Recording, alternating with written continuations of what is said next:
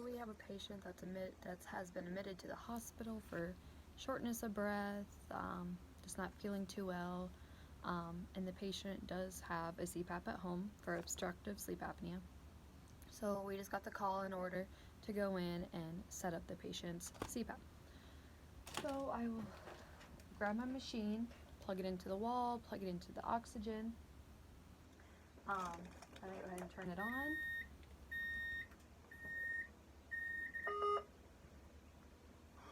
And I'm just going to silence that quick. So the last time it got used was in BiPAP, so we're going to switch it over to CPAP. We're going to start out a CPAP of 5, and they do not have home oxygen, so we're just going to keep them on 21%. We're going to activate it. I've already got everything set up here. We have the filter, the tubing.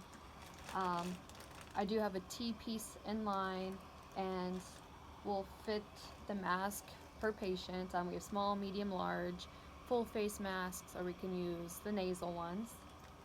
So I can always go to menu, click mask port, and make sure that my leak is 2.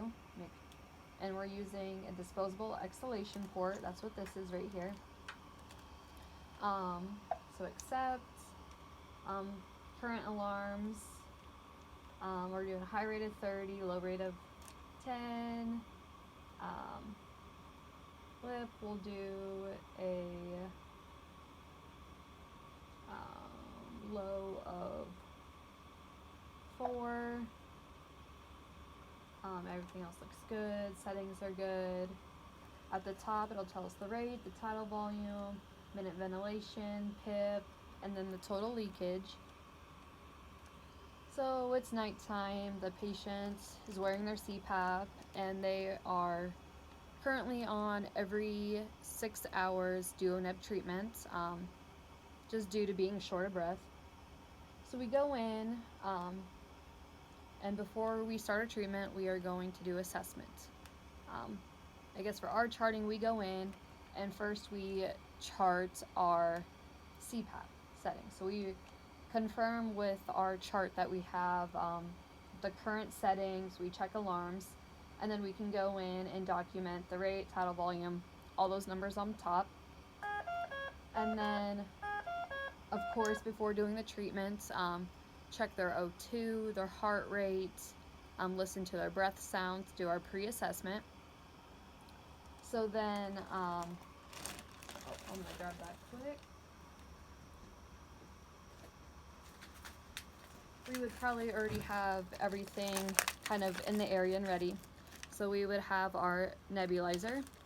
We confirm the doctor orders.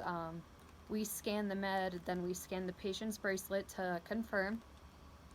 Once we have that all complete, we can put our medication into here. We have our tubing that allows us to connect it up to the flow meter. And since I had a T-piece attached, so you can see let's see if I can get this out of it. This T-piece here, I can connect it in line.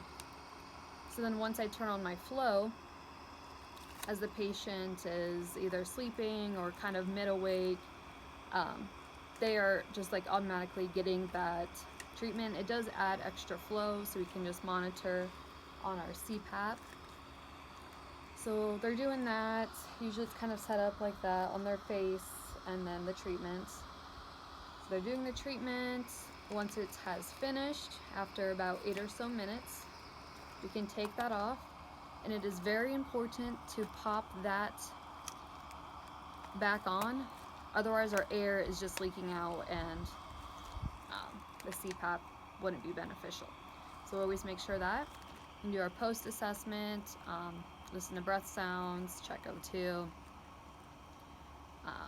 heart rate, that kind of stuff. So once we have that all completed, make sure that is checked in, flow meters turned off.